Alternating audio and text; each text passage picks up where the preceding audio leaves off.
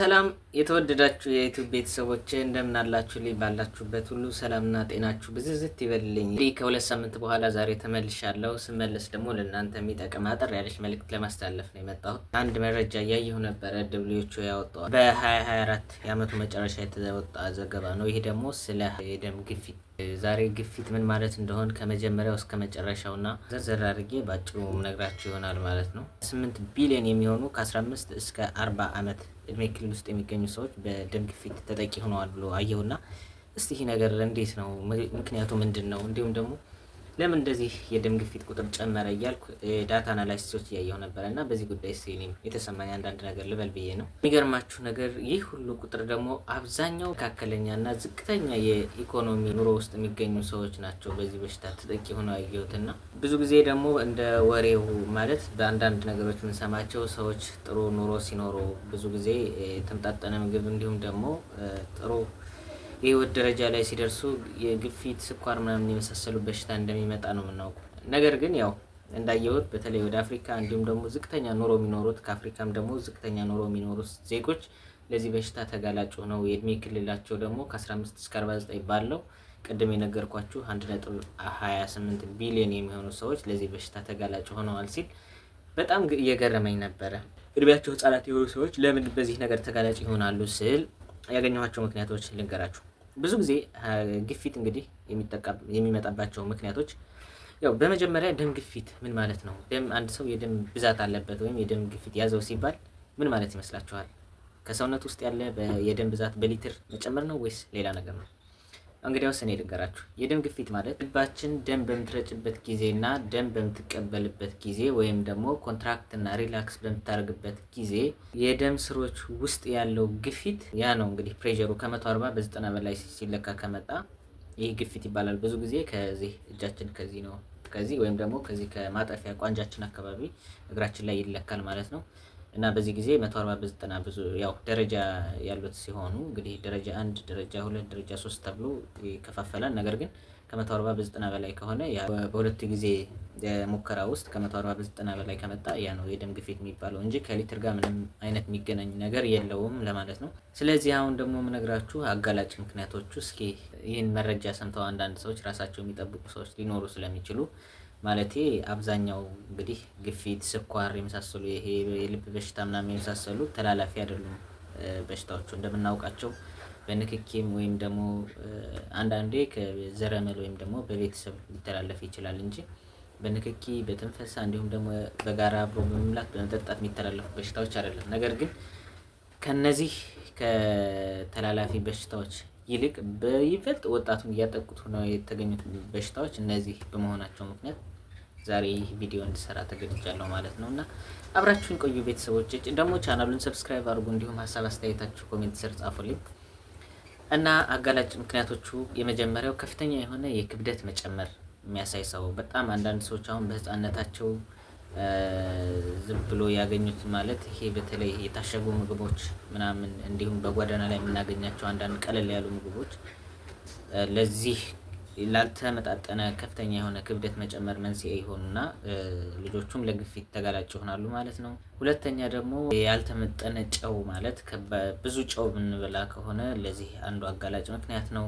ሶስተኛ አልኮል መጠጣት፣ ሲጋራ ማጨስ እንዲሁም ደግሞ የኩላሊት በሽታ፣ የስኳር በሽታ የመሳሰሉት እንዲሁም ሲጋራ ማጨስ፣ ስፖርት አለመስራት፣ በተለይ አካል ብቃት እንቅስቃሴ አለማድረግ። ብዙ ሰዎች ቤት ላይ ግቢ ላይ ቁጭ ብለው የሚውሉ ህጻናቶች እንዲሁም ደግሞ ወጣቶች ራሱ እንቅስቃሴ የማያደርጉ ከሆኑ ለዚህ በሽታ በጣም ተጋላጭ እየሆኑ ይመጣሉ ማለት ነው። እንዲሁም ደግሞ በየከተማው ያለ አንዳንድ የተበከለ አየር ንብረት ያለባቸው ቦታዎች ካሉ እነዚህም ደግሞ ለዚህ ሪስክ ናቸው። እድሜያቸው ከ60 ዓመት በላይ ሲሆኑ ለዚህ በሽታ ይበልጥ ተጋላጭ ይሆናሉ። ያው እድሜ እንግዲህ ምንም ማስተካከል ማንችለው ነገር ስለሆነ እኔ አሁን ዛሬ ፎከስ ማድረግበት ማስተካከል የምንችላቸው ምክንያቶች እና ደግሞ ይሄን ነገር ተጋላጭ እንዳንሆን እነዚህ ነገሮች እንድናስተካክል ነው የምነግራችሁ ቤተሰቦችን። በነገራችን ላይ አብዛኛው ሰው ከኔ ጀምሮ አሁን የደም ግፊት ብዙም አይነት ምልክት ስለማያሳይ አብዛኛዎቹ ሰዎች የደም ግፊት በውስጣቸው ይኖራል፣ ነገር ግን አያውቁትም። ነገር ግን በጣም ከፍተኛ ደረጃ ሲደርስ እንዲሁም ደግሞ የአንድ የሰውነታቸው ክፍል ጉዳት ካደረሰ በኋላ ሰዎች ሲለኩ ግን የግፊት መኖራቸውን ቼክ ያደርጋል። ለምን ሲባል ግፊት ብዙ ጊዜ ምልክት አያሳይም። ነገር ግን በጣም ከፍተኛ ደረጃ በሚደርስበት ጊዜ ራስ ምታት ሊኖርበት ይችላል። የደረት አካባቢ ውጋት ሊኖርበት ይችላል። እንዲሁም ደግሞ ብዥ ማለት ሊኖር ይችላል። የሆነ የመደናገጥ ስሜት ሊኖር ይችላል። አፍንጫ ላይ ደም መድማት ይኖራል። ለመስማት መቸገር ይኖራል። ማቅለሽለሽ፣ ማስታወክ የመሳሰሉ አንዳንድ ምልክቶች እንግዲህ የግፊት መጠኑ በጣም እየጨመረ በሄደ ቁጥር የሚያሳዩት ምልክቶች ናቸው። ከነዚህም በተጨማሪ ደግሞ የልብ ምት ሊያዛባ ይችላል። ሰዎች በተለይ እነዚህ ያው ምልክቶች ባያችሁ በቶሎ ወደ ሕክምና በመሄድ ተገቢውን ምርመራ ማድረግ ያስፈልጋል። ነገር ግን የተለያዩ ጊዜ እየሄዳችሁ የደም ግፊታችሁ ቸክ ብታደርጉ ምንም አይነት ለመለካትም ያን ያህል ሪስክ ያለው ምርመራ ስለማታረጉ እመክራችኋለሁ ማለት ነው። ስለዚህ ተመርምራችሁ አንዴ ግፊት ቢኖርባችሁ ማስተካከል ስለሚቻል እኔ በምነግራችሁ መሰረት ተገቢውን ቅድመ ሁኔታ ካረጋችሁ ወይም ደግሞ እነዚህን ከተከተላችሁ በትክክል ከዚህ በሽታ መገላገል ትችላላችሁ ማለት ነው። የመጀመሪያው ጨው መቀነስ አለባችሁ። ክብደታችሁን መቀነስ አለባችሁ። የአካል ብቃት እንቅስቃሴ በማድረግ ማጨስ፣ አልኮል የመሳሰሉ እንዲሁም ደግሞ በትክክል ደግሞ መድኃኒታችሁን መውሰድ ይኖርባችኋል። ወይም በአጠቃላይ የአኗኗር ዘዴያችሁን በማስተካከል ግፊትን መከላከል ትችላላችሁ ማለት ነው። ግፊት የሌለባችሁ ሰዎች ደግሞ ጤንነታችሁን ለመጠበቅ ባላችሁበት ጥሩ የሆነ የደም ግፊታችሁ እንደተስተካከለ ለመቀጠል ከፈለጋችሁ ፍራፍሬ አዘውትራችሁ መብላት ይኖርባችኋል። ብዙ ጊዜ መቀመጥ የለባችሁም። ስፖርት መስራት አለባችሁ።